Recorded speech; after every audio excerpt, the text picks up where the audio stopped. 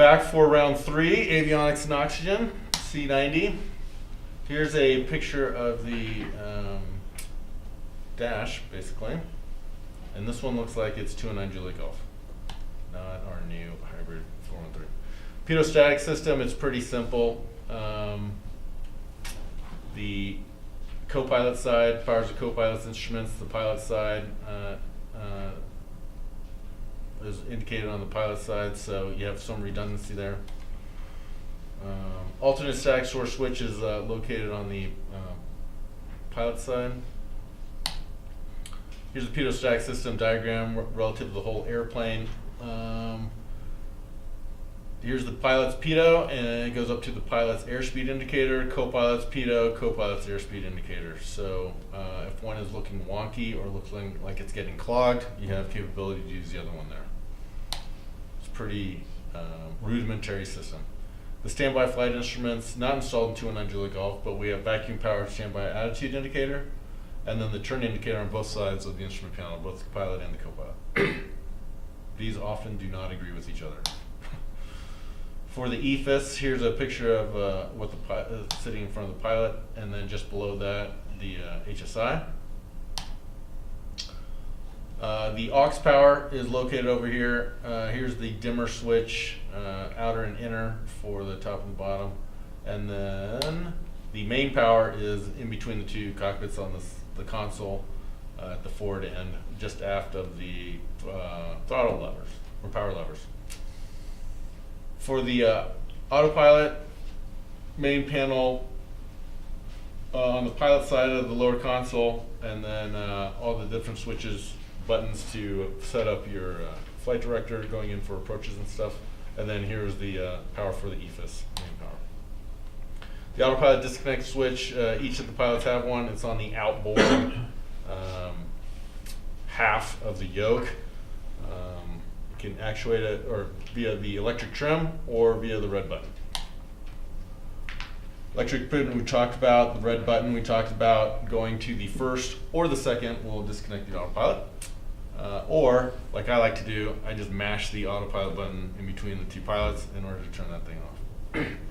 I find myself a little binary when it comes to hitting the red button. I usually go all the way to the second detent. So. Here's a depiction of the radios. This again is a picture from 209 Juliet Golf and the audio panel. So things of significance here, channel 2 or radio 2 in order to listen to the backup radio, often ATIS, and then the speaker for 209 Juliet Golf sits over here for before engine start. VOR ILS, the control is standard. There's nothing unusual about this. It's pretty self-explanatory, as is the ADF. Zero gotchas on this guy. The DME is often difficult to read. Sometimes cycling through channels here will help the brightness a little bit. It basically goes from ADF1, ADF2, and then it goes to a third source, which I think is the backup on the pilot side as a third source. Kind of a triple thing there. Comm radios, control, there's zero gotcha with this. It's basically as depicted. The transponder, down here the pre will be 1200 for canceling IFR, squawk VFR, frequency change approved. Is an easy way to get to 1200. Otherwise, this the other thing is sometimes maintenance will put this to standby or on and not have it in altitude, but that only takes one radio call from center to figure that out. Radar altimeter is down in the lower right corner of the ADI on the pilot side. It's set by this little decision height set little knob on the lower console. The display for the TCAS traffic alert. This is what it looks like on the main MFD. We do not get resolution advisories. It's incumbent upon the pilots to find the airplane and take the appropriate action. The TAWS Class B and terrain display, we can put this up on the MFD as well. Usually we go from map to trip, but there is the TAWS that are available.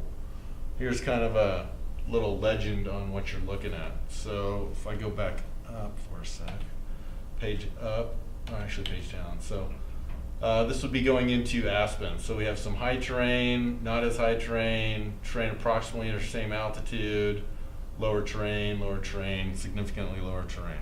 So we'll go back up. So from red to yellowish to a little bit of green, lots of green, back all the way into black relative to the airplane's elevation. So if we were a helicopter and could stay in its place and went up and down, these would all, as we go lower, these yellows would turn to red. As we go higher, these yellows would start to green up a little bit relative to our airplane. Here's a little graphical depiction as to when you might get a sink rate or pull up. Typically, we don't really exceed 2,000 feet per minute. Occasionally we might, but we rarely do. So we're usually living down in this area, usually well above the blue line even, coming in for a landing or a steeper descent into wherever we're going. You guys have access to this. I'll let you peruse this at your leisure. It basically has the ground awareness alerts and then what you ought to do. They're pretty self-explanatory. Don't sink means don't sink or reduce your sink rate. Pull up means pull up, look to see where you're going, look out the window. So, weather radar we do also have available to us. And this is good for dodging thunderstorms in the summer. Here's the chart view on the MFD. We also have this obviously on our iPads. And then it has cycling through the different areas of the chart view, the different areas on the approach plate for the frequencies, the horizontal view, and then the minimums. Airport information, I use this very often, about once a flight at least, in order to get the ATIS and the tower frequency if there is one, or the CTAF frequency. Traffic detection, this is made by our favorite tire guys, BF Goodrich, and it's more usable in the terminal area, not necessarily out flying, cruising at cruise altitude, but those do pop up on occasion. A lot of times we'll see one at Centennial here immediately after takeoff where airplane's on the ground. I don't really see a whole lot outside of that. Quiz time. Blake, autopilot may be disconnected by which of the following? The red disconnect to the first level, the red disconnect to the second level, or the electronic pitch trim rocker switches up or down?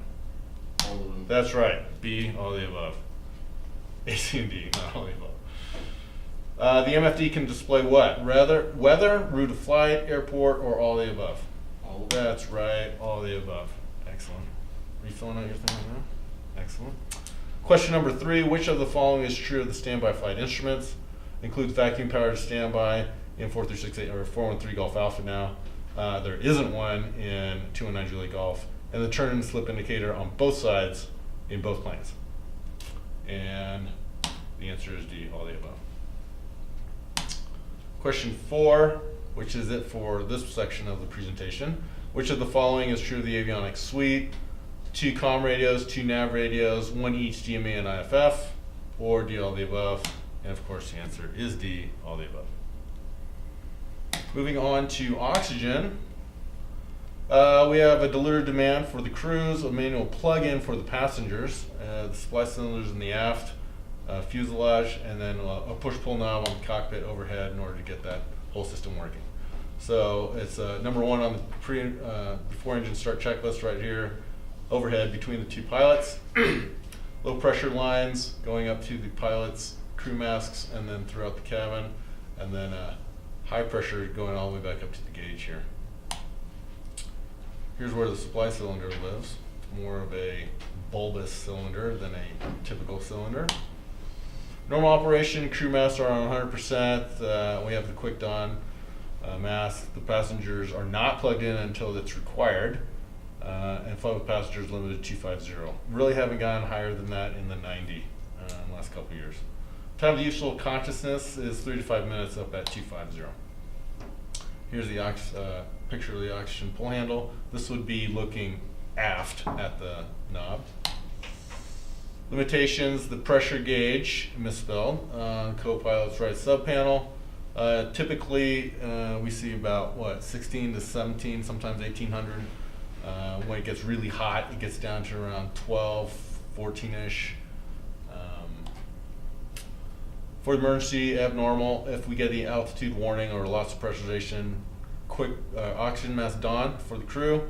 Oxygen control handle pull on that ought to already be on. That's more likely to verify it has been pulled on. And then the passenger oxygen, ensure that they are using them, descend as appropriate. Basically, take care of yourself, take care of the passengers, and then descend. Quiz time. Blake, oxygen is supplied to all oxygen outlets when? Handles pulled down. Yes, C, that was right. Check your answers here. Do you have B, D, D, D, C? Blake and Gary, questions?